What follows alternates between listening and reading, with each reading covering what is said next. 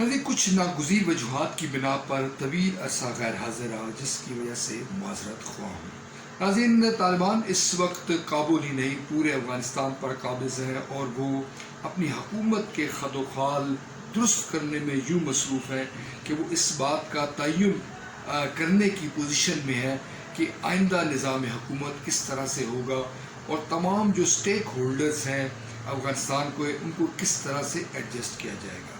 علاقائی سطح پر اور عالمی سطح پر مختلف ممالک طالبان کو مختلف نگاہوں سے دیکھ رہے ہیں اور کچھ اپنے شکوک و شبہات کا برملا اظہار کر رہے ہیں، مگر جو ملک سب سے زیادہ پریشان ہے وہ یقیناً بھارت ہے، جس کی سرمایہ کاری افغانستان میں رہی، جس نے اشرف غنی حکومت پر کے سر پر دست شفقت رکھا، مگر اشرف غنی نہ صرف بھارت کو بلکہ افغان عوام کو بھی دغا دے کر چلے گئے۔ اب بھارت کے لیے ایک امید کی کرن جاگی ہے اور وہ امید کی کرن ہے طالبان رہنماؤں میں سے ایک رہنما جن پر کے بارے میں یہ کہا جاتا ہے کہ وہ شاید بھارت کے لیے معاون ثابت ہو سکتے ہیں۔ میں ہوں ملک ظہیر بابر۔ اگر آپ نے چینل سبسکرائب نہیں کیا تو اس چینل کو سبسکرائب کریں۔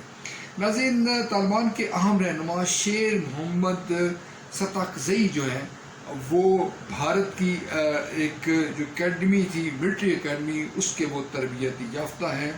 ستاکزئی نے انڈین ملٹری اکیڈمی دہرادون سے 1982 کے بیچ میں تربیت حاصل کی۔ 60 سالہ ستاکزئی آج طالبان کے جو 7 طاقتور رہنما ہیں ان میں سے ایک ہیں۔ ستاکزئی کے ساتھ تربیت حاصل کرنے والے بھارت کے سابق میجر جنرل DA چترویدی نے بتایا کہ ستاکزئی جب IMA میں داخل ہوئے تو ان کی عمر 20 سال تھی۔ وہ IMA کے بھگت بٹالین کیرن کمپنی کے 45 جنٹلمین کیڈٹوں میں سے ایک کیڈٹ تھے۔ ان کے بقول وہ خاصے ہٹے کٹے تھے، تاہم ان کا قد اونچا نہ تھا، مگر یہ امپورٹنٹ بات ہے کہ وہ مذہب کی جانب مائل نہ تھے۔ ان کے بقول ان کے نظریات میں شدت پسندی بھی نہیں تھی اور وہ عام افغان کیڈٹس کی طرح بھارت میں اپنا وقت انجوائے کرنے کے موڈ میں تھے۔ اسی طرح کے جو خیالات ہیں شیر محمد ستاکزئی کے بارے میں، وہ ان کے ایک اور بیچ meat retire colonel کیرت Singh Shekhawat نے بھی کہا ہے کہ وہ ایک کھلے ڈلے افغان کیڈٹ تھے اور کبھی وہ شدت پسندی یا مذہب کی جانب مائل نظر نہیں آئے۔ ناظرین ستاکزئی کی بارے مزید تفصیل یوں ہے کہ 1996 میں وہ افغان آرمی سے الگ ہو کر طالبان میں شامل ہوئے۔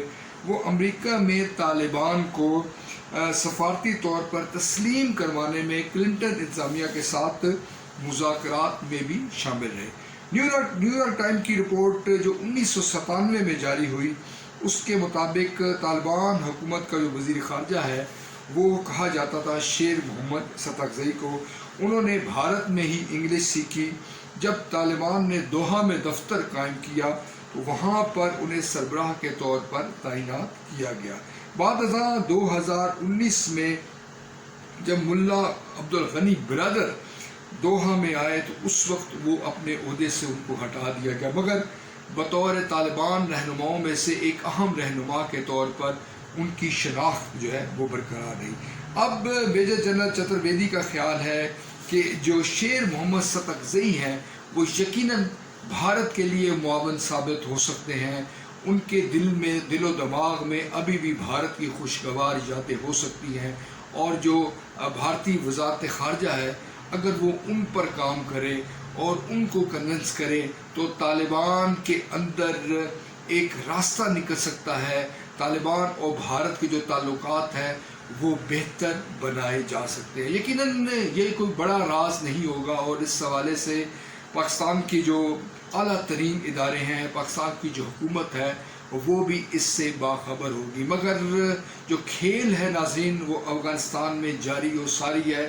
افغانستان کا جو محل وقوع ہے، افغانستان کی جو خطے میں اہمیت ہے اور افغان سرزمین پر جس طرح پے در پہ بڑی طاقتوں کو شکست ہوئی ہے، اس نے یقیناً افغانستان کو عالمی سطح پر ایک اہم ملک کی حیثیت سے متعارف کروا دیا ہے۔ جب حال ہی میں طالبان نے جس تیزی کے ساتھ افغانستان پر قبضہ کیا، وہ بھی ایک بڑے ایک واقعے کے طور پر دیکھا جا رہا ہے۔